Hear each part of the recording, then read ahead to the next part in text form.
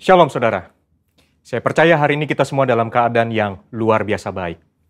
Voice of Pentecost kali ini akan membahas tentang warisan rohani. Kita saat ini sedang ada dalam masa yang menggairahkan dengan dibangkitkannya generasi Yeremia, di mana anak-anak muda sedang dipakai Tuhan secara luar biasa. Namun, untuk mereka bisa bergerak sesuai dengan tujuan Tuhan, maka bagian kita sebagai orang tua adalah mempersiapkan warisan bagi mereka.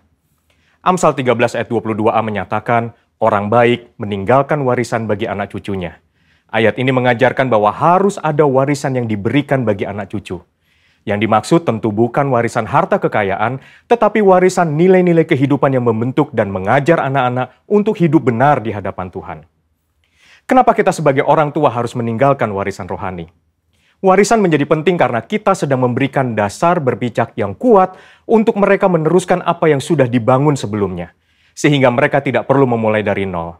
Justru dengan warisan yang kita berikan kepada mereka akan membuat generasi Yeremia akan bergerak lebih cepat, membangun lebih banyak dengan dampak yang jauh lebih besar. Warisan rohani yang seharusnya didapat oleh seorang anak adalah yang pertama, keteladanan. Dalam hal ini, keteladanan dalam beribadah dan melayani Tuhan. Mari kita lihat kehidupan Samuel.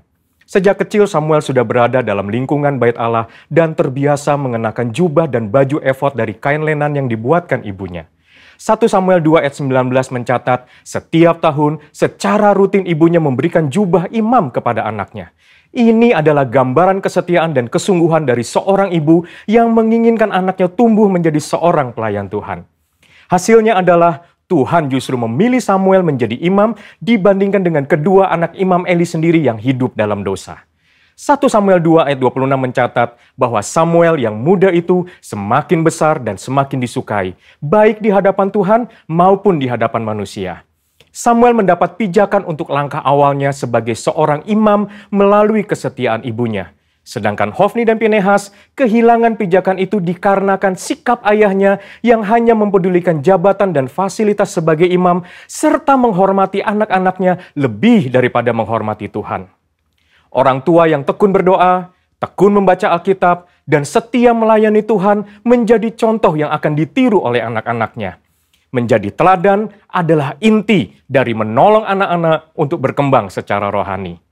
Anak-anak mengamati kita ketika kita sama sekali tidak menyadarinya, merekam dalam pikiran dan hati mereka setiap rinci dari sikap dan tindakan kita.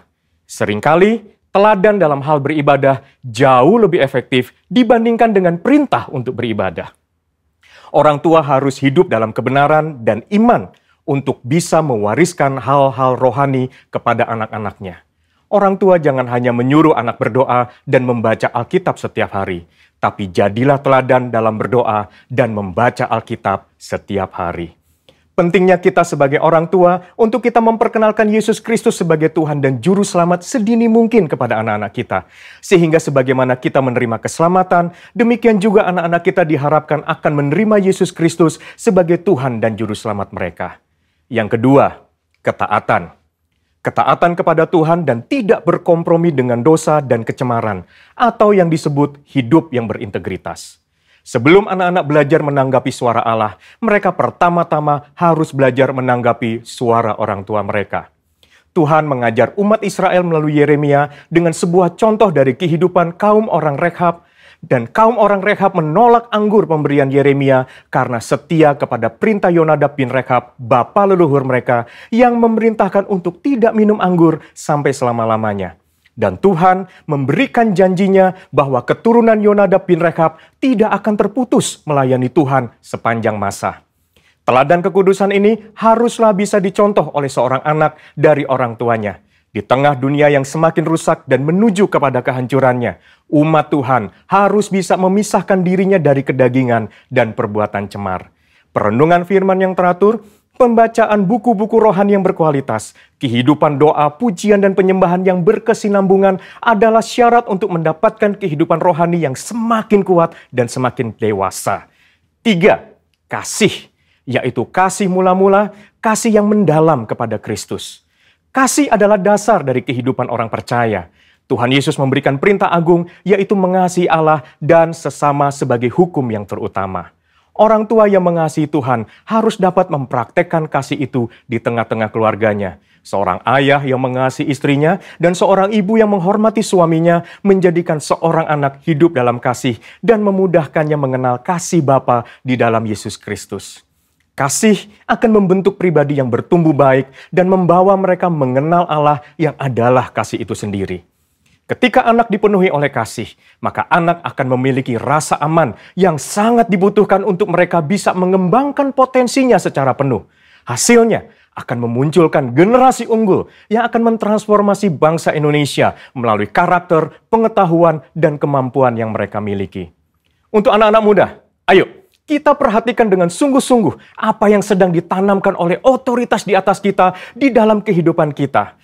Ada orang tua yang memberikan arahan kepada kita. Ada gembala yang mengajarkan kehidupan doa, pujian, dan penyembahan. Ada mentor, guru rohani. Mereka semua adalah orang-orang yang Tuhan kirim dalam kehidupan kita untuk menuntun kita masuk dalam rencana Allah yang luar biasa. Biarlah generasi Yeremia yang dipenuhi Roh Kudus, cinta mati-matian kepada Tuhan Yesus, tidak kompromi terhadap dosa, dan akan bergerak untuk memenangkan jiwa, akan muncul dengan warisan rohani dari pendahulunya. Untuk penjelasan lengkapnya dari tim teologi kami, silakan klik link yang ada di atas atau scan QR Code yang tersedia. Salam integritas, Tuhan Yesus memberkati.